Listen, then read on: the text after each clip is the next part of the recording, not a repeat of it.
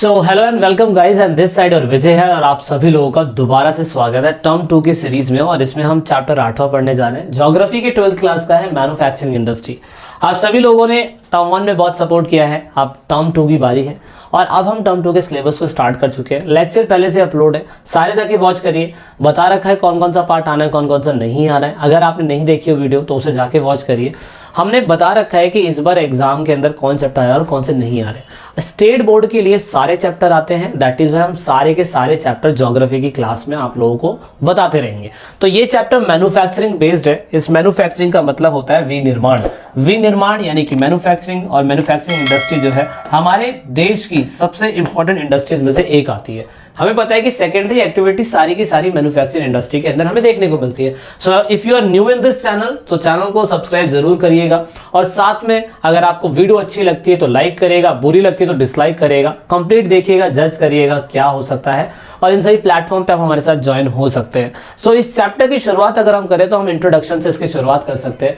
Introduction में basically simple सा method बताया हुआ कि सेकेंडरी एक्टिविटी जो होती है ना, जिसमें हम कुछ थोड़ी बहुत वैल्यू पुट करके क्या कहते हैं, नेचुरल रिसोर्स को ट्रांसफॉर्म करके, रॉ मटेरियल को ट्रांसफॉर्म करके एक वैल्यूएबल प्रोडक्ट के अंदर बना देते हैं। सिंपल सा आपने समझना है कि मैन्युफैक्चरिंग का मतलब यही होता है। यहाँ वहां की बातें घुमाने का कोई फायदा नहीं है ना। सीधी बात, नो बकवास, ये वाली बातचीत होनी चाहिए। ज्योग्राफी के सब्जेक्ट को लेके कॉन्सेप्ट को समझ गए तो आप कुछ भी कर सकते हैं।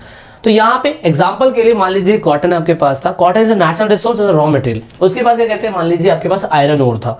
अब मान लीजिए कि आपके पास कॉटन है तो आपने कॉटन को क्या करा, उसको शटल लूम या जो भी आपकी मशीन होती है उससे कन्वर्ट करके आपने धागा बना दिया।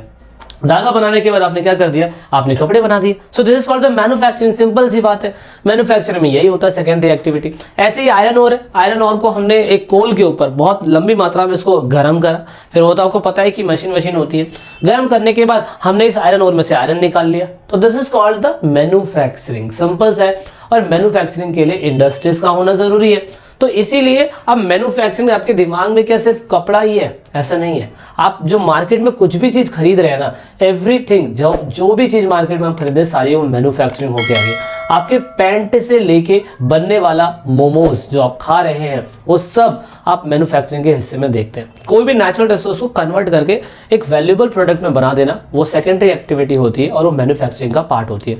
सो हम कह सकते हैं कि मैन्युफैक्चरिंग के लिए शुरुआती समय की अगर बात करी जाए तो इंसान हाथों का इस्तेमाल करता था शुरुआती समय में, चाहे कुछ भी। लेकिन आज की डेट में मैन्युफैक्चरिंग के लिए एवरीथिंग जो भी आपके पास है, छोटी से छोटे टॉय से लेके जहाज के पार्ट तक, उसके बाद इवन जो भी हम आपसे एक्सेस कर पा रहे हैं, जो भी चीजें मशीनें बनी हुई, ये सारी की सारी मैन्युफैक्चरिंग का हिस्सा है। जिस चीज का आप इस्तेमाल कर रहे हो, लैपटॉप, कंप्यूटर, वो भी एक मैन्युफैक्चरिंग का हिस्सा है। अब ये डिपेंड करता है कि नेचुरल रिसोर्स या दूसरी और चीजें हैं। इस हिसाब से जो कंपनियां, जो मैन्युफैक्चरिंग इंडस्ट्रीज होती है उनका क्लासिफिकेशन करा गया है। जरूरी नहीं है कि सारी ही कंपनी जियो सिम बना रही है, जरूरी नहीं है कि सारी की सारी कंपनी अचार बना रही है, जरूरी नहीं है कि सारी की सारी कंपनी टमाटो बना रही है, वाइन बना रही है। कुछ उनके काम के हिसाब से हमने उसको डिवाइड करा हुआ है। तो अगर हम वर्गीकरण देखें तो साइज के हिसाब से, कैसा कंपनी बड़ी है, छोटी है, मोटी है या कैसी है। दूसरा, वो कौन से रॉ इनपुट यूज कर रही है, मतलब रॉ मटेरियल कौन सा यूज कर रही है और वो किस तरीके का प्रोडक्ट दे रही है। क्या वो बेस इंडस्ट्री है या दूसरी इंडस्ट्री उस पर डिपेंड नहीं होती है, फाइनल इंडस्ट्री है। दूसरा, ओनरशिप कैसा है, क्या वो सरकार चला रहा है या उसको कोई प्राइवेट बंदा चला रहा है या दोनों उसको मिलके चला रहे हैं। सो this is called the industry. तो इस तरीके से ओनरशिप पे बेस्ड होती है। तो इंडस्ट्री साइज पे बेस्ड कैसे होती है, छोटी है, स्मॉल है या लार्ज है। उसके बाद कंट्री रॉ मटेरियल पे कैसे बेस्ड होती है, क्या वो एग्रीकल्चर के चीजों का इस्तेमाल कर रही है या क्या वो क्या कहते हैं, कोई जो मिनरल्स होते हैं, मटेरियल उनका इस्तेमाल कर रही है। मिनरल्स मतलब जैसे कि मान लो लोहे का इस्तेमाल कर रही है वो इंडस्ट्री, या वो नॉन फेरस का इस्तेमाल कर रही है वो इंडस्ट्री। फेरस नॉन फेरस है वो डीपली हम आगे और पढ़ता चले जाएंगे। केमिकल इंडस्ट्री है तो पेट्रोल का इस्तेमाल कर रही है, डीजल का इस्तेमाल कर रही है, डीजल बनाने का इस्तेमाल कर रही है, किसका इस्तेमाल कर रही है, फॉरेस्ट बेस्ड इंडस्ट्री है, लकड़ बना रही है तो फॉरेस्ट बेस्ड इंडस्ट्री हो गई। लकड़ इन द सेंस की फर्नीचर बना रही है। उसके बाद एनिमल बेस्ड इंडस्ट्री है। अगर मान लीजिए कोई इंडस्ट्री लेदर बनाती है तो लेदर तो एनिमल बेस्ड इंडस्ट्री हो जाएगी। तो ऐसी इंडस्ट्रीज को हमने रॉ मटेरियल के हिसाब से डिवाइड कर रखा है। उसके बाद हमने देख रखा है कि ये जो based on output of the product, तो कौन से प्रोडक्ट पे बेस्ड वो इंडस्ट्री है। बिस्किट स्पेशल बनाती है, टेक्सटाइल स्पेशल बनाती है, ये वेजिटेबल के रिगार्डिंग में चीजें स्पेशल बनाती है। उसके बाद ऑनरशिप कैसा है, पब्लिक है मतलब सरकारी है या प्राइवेट है यानी कि सार्वजनिक है, या जॉइंट में या सहकारी है, दोनों मिलकर आपस में काम कर रहे हैं।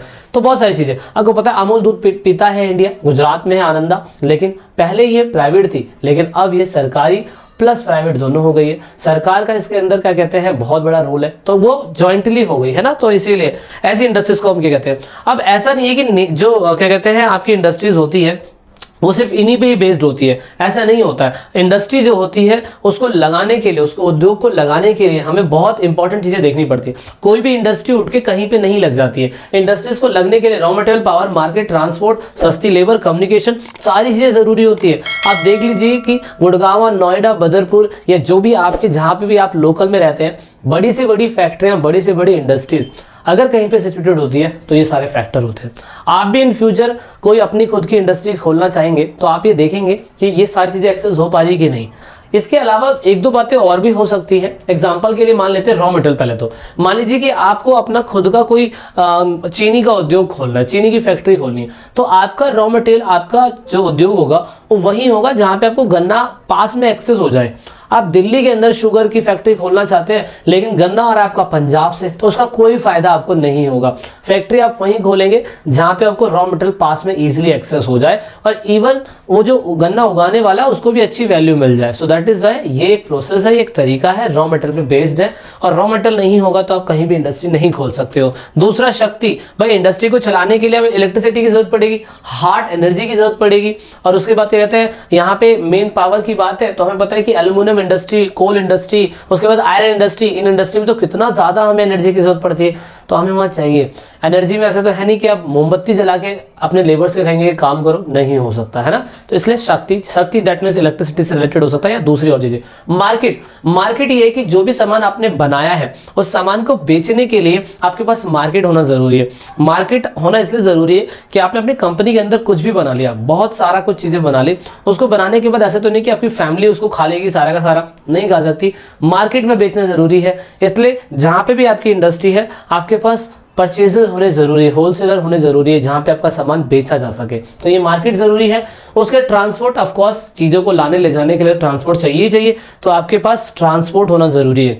या वो इंडस्ट्री वहां हो जो लोकली ऐसी जगह पे सिचुएटेड हो जहां पे क्या कहते हैं, मैं कह सकता हूं कि ट्रांसपोर्ट का कम्युनिकेशन अच्छा है।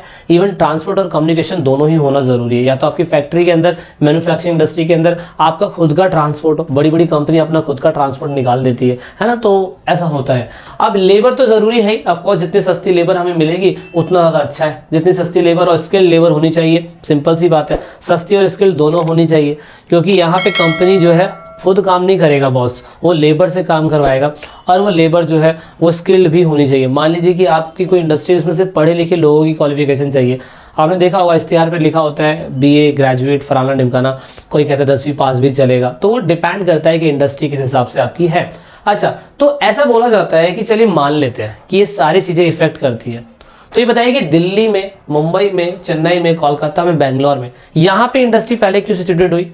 मतलब आपके घर के पीछे सिचुएटेड हो जाती, सबकी चांसेस वहां पे ज्यादा है, सारी ये चीजें हमारे आसपास एक्सेस हो रही है, लेकिन यही पहले क्यों बसी? तो भाई अगर आपको इतिहास पता हो तो इतिहास में आप सभी लोगों ने देखा था जिस समय कॉलोनियल पीरियड चल रहा था तो बंगाल सबसे पहले उन लोगों ने कैप्चर करा था। याद करिए 1757 का बैटल ऑफ प्लासी यहीं लड़ा और बंगाल यहीं लड़ा। सबसे पहले इन लोगों ने यहीं पे फैक्ट्री बनानी चालू कर दी, तो विनिर्माण उद्योग या जो भी चीजें थी वो यहीं हो रही थी और इसकी वजह से कंपटीशन बढ़ता चला गया। हाँ भाई, जिस समय मुगल लोग थे वो तो दिल्ली के अंदर ही रहते थे, दिल्ली के अंदर उनकी फैक्ट्री बनेगी या दिल्ली के अंदर चीजें बनेगी, इसलिए दिल्ली ज्यादा क्या कहते हैं आगे हो रखा है। मुंबई क्यों इंडस्ट्रीज में आ गया? क्योंकि उन लोगों ने कोलकाता, मद्रास और मुंबई इधर के 3 इलाकों पे ही इन लोगों ने सबसे पहले कैप्चर करा था और इसी वजह से ये इलाके जो है सबसे ज्यादा डेवलप हो पाए। इसलिए हम last phase of the conical period में देखें तो ऐसे कुछ इंडस्ट्रीज थी जो उस टाइम पीरियड पे डेवलप होनी चालू हो रही थी। कॉटन इंडस्ट्री थी, उसके बाद क्या कहते हैं आयरन एंड कोल इंडस्ट्री थी जो उस टाइम पीरियड में बूम कर रही थी।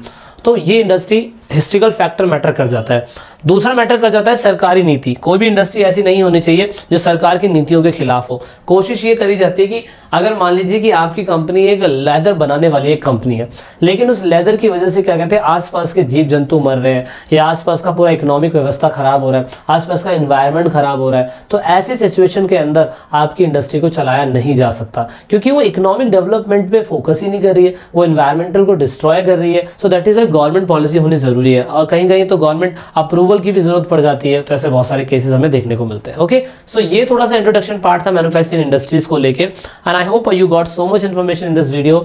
वीडियो को एंड तक देखने के लिए बहुत बहुत थैंक यू। अभी तक चैनल के साथ नहीं जुड़े तो जुड़िएगा, hit the like button and press the subscribe button. So जय हिंद, वंदे मातरम, इनकलाब जिंदाबाद, भारत माता की जय।